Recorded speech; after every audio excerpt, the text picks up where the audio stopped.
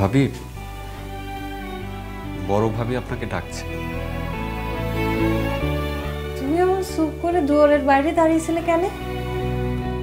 না মানে আসবো কি আসবো না তাই ভাবছিলাম। তোমার সাথে তো ভালো করে কথাই হয় নাই। ইসো ইসো, বসো।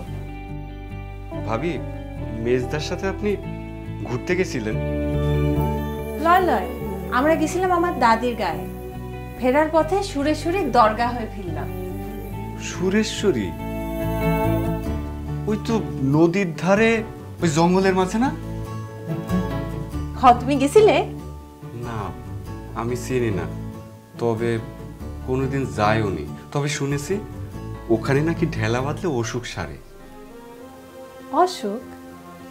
আমাদের জুনি, আপনি জানেন না, কোনো কিছু খেলে সহ্য হয় না।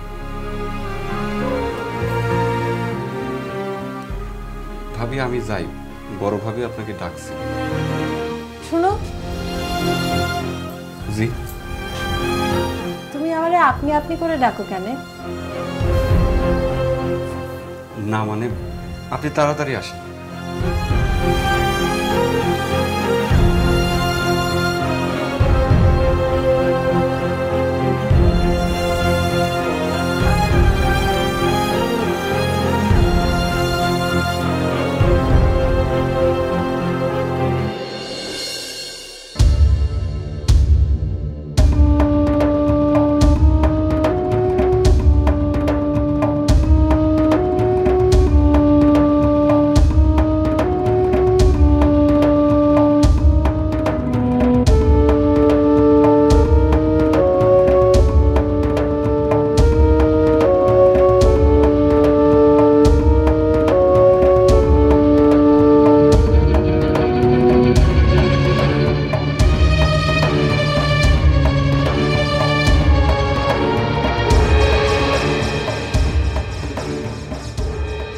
দাদার কোনো খোঁজ পাওয়া গেল?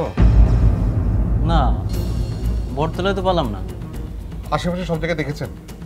হ্যাঁ, সব জায়গায় দেখেছি, কোনো জায়গায় খুঁজে পেলাম না। তবে সবাইরে জানাইছি যে যদি কারোর সাথে দেখা হয় তাহলে বাড়ি পাঠাবে। এ হয়েছে এক আলা ভোলানো, ঘর সংসার কোনো দিকে কোনো মনোযোগ নেই। একটা দরকারি বিষয়ে আলোচনা করব, সেই উপায় তো এখন নেই। মেজদা, কি? মেজবাবু ডাকতেছে। কেন? আমি কিছু জানি না। গিয়ে বললাম এখন আসতে পারবো না, জরুরি কাজে ব্যস্ত আছে।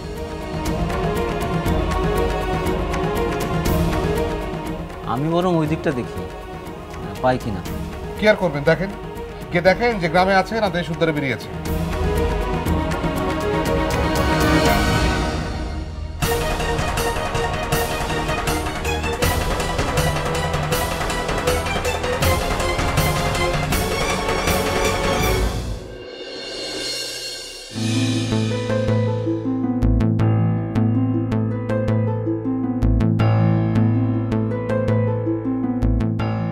কিরে মেজো, দিয়ে এলি মেজো কর্তাকে দুধের বাটিটা?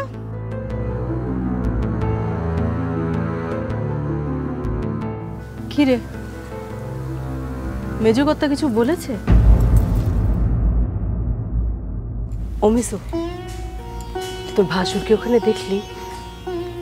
মেজো কর্তা তোর ভাসুর উপরে খুব রেগে আছে, তাই না? কি নাকি এক জরুরি কাজে তার সাথে কথা বলা দরকার, অথচ দেখ ওনার কোনো পাত্তাই নেই। এমন আপন ভোলা মানুষ আমি বাপের জন্মে দেখিনি। আমারে বিয়ে করেই উনি বাড়িতে রেখেই বের হয়ে গিয়েছিল, জানিস?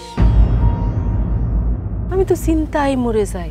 আরে এ কি, কোথায় গেলেন তিনি? আর এদিকে এ বাড়ির মানুষের কারোর কোনো মাথা ব্যথাই নেই।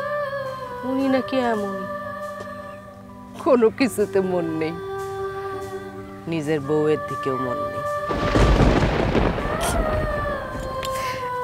বাচ্চা কাচ্চা হলে হয়তো একটু ঘরমুখী